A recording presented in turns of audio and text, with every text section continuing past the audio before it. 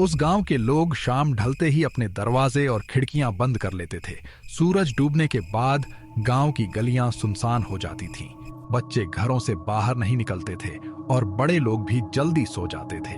गांव के बाहर एक पुराना कब्रिस्तान था, लेकिन शहर में पढ़ने वाला आर्यन इन बातों पर विश्वास नहीं करता था और अब हमेशा के लिए अपने गांव लौट रहा था। उस दिन मौसम बहुत खराब था। काले बादल आसमान में छाए हुए थे, बार बार बिजली चमक रही थी। आर्यन अपना बैग लेकर स्टेशन से बाहर आया।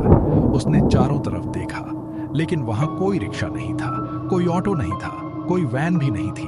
उसे मजबूर होकर पैदल ही गांव की ओर चलना पड़ा। वह आगे बढ़ता गया। कुछ देर बाद सड़क के दोनों तरफ घने पेड़ शुरू हो गए। चारों ओर सन्नाटा था, सिर्फ हवा की आवाज सुनाई दे रही थी। कभी कभी दूर से कुत्तों के भौंकने की आवाज भी आ जाती थी। करीब आधे घंटे तक लगातार चलने के बाद उसने दूर एक रोशनी देखी। अंधेरे के बीच वह रोशनी बहुत अलग दिखाई दे रही थी। पहले तो उसे लगा कि शायद किसी घर की रोशनी होगी, लेकिन पास पहुंचने पर उसने देखा कि वह एक छोटी सी चाय की दुकान थी। दुकान के अंदर पीली रोशनी वाला बल्ब जल रहा था और सबसे हैरानी की बात यह थी कि इतनी रात में भी दुकान खुली हुई थी। अंदर एक चाय वाला खड़ा था और दो आदमी लकड़ी की बेंच पर बैठकर चाय पी रहे थे। आर्यन को राहत मिली। उसे लगा कि आखिरकार कुछ लोग मिल गए। वह दुकान के अंदर चला गया। चाय वाले ने मुस्कुराकर कहा, आओ बाबू, बैठो। आर्यन बैठ गया। एक चाय मिलेगी? क्यों नहीं बाबू। चाय की खुशबू बहुत अच्छी थी। आर्यन ने पहला घूंट लिया। थकान जैसे थोड़ी कम हो गई।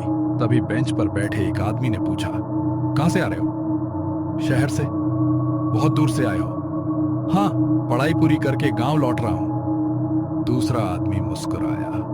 अच्छी बात है। कुछ देर तक चारों लोग बातें करते रहे। फिर अचानक पहला आदमी बोला, तुम्हें डर नहीं लगता? किस बात का? इस रास्ते से रात में अकेले आने का। आर्यन हंस पड़ा। डर क्यों लगेगा? लोग तो इस रास्ते से रात में गुजरना पसंद नहीं करते। क्यों? क्योंकि यहां भूत दिखाई देते हैं। आर्यन फिर हंस पड़ा। मैं भूतों पर विश्वास नहीं करता। इतना सुनते ही तीनों लोग एक दूसरे की ओर देखने लगे।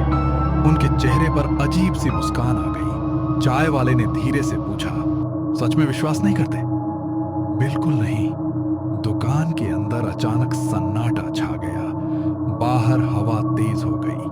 पेड़ जोर जोर से हिलने लगे और तभी चाय वाले ने धीरे से कहा, अगर हम कहें कि हम भूत